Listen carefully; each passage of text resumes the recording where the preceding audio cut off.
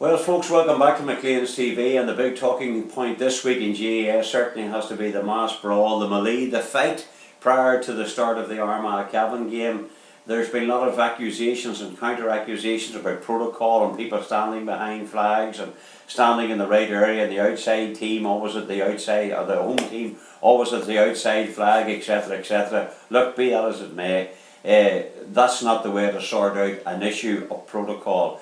The mass brawl, the fight with punches being thrown, players not able to play because of suspected broken hands or whatever they got, that's just not acceptable. It's not acceptable too whenever you get young members of the band, the St Michael's and Enniskillen band, having to run away from these awful scenes. These are big, strong, grown, macho men.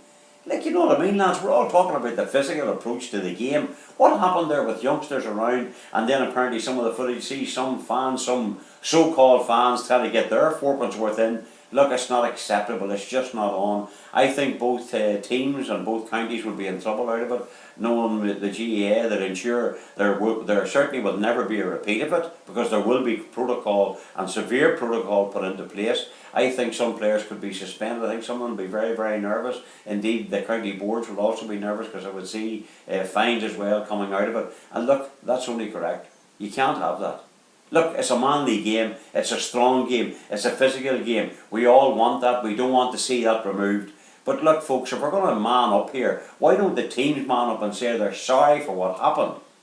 You know, whenever the game came, there was very little in the game actually to get annoyed about. And Marty Duffy was left in a difficult position at the very start to try and sanction or to send players off. I think he was left in an impossible position. That'll be up for the powers that be to do that. They'll have to sort that out. The GAA may take their time, but they'll probably get it right in the end. And I think a few players will be sweating out of it. But look, lads, let's hold our hands up.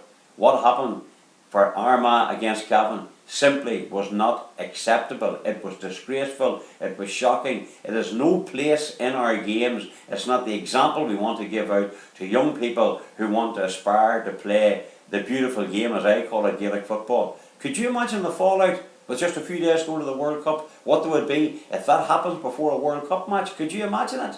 So look, the GAA and the Ulster Championship is very precious. Let's keep it that way. Let's hold our hands up and say we were wrong. But I tell you what, I expect punishment, and there will be punishment, because what happened, Armagh against Cavan, simply wasn't on, not right, unacceptable.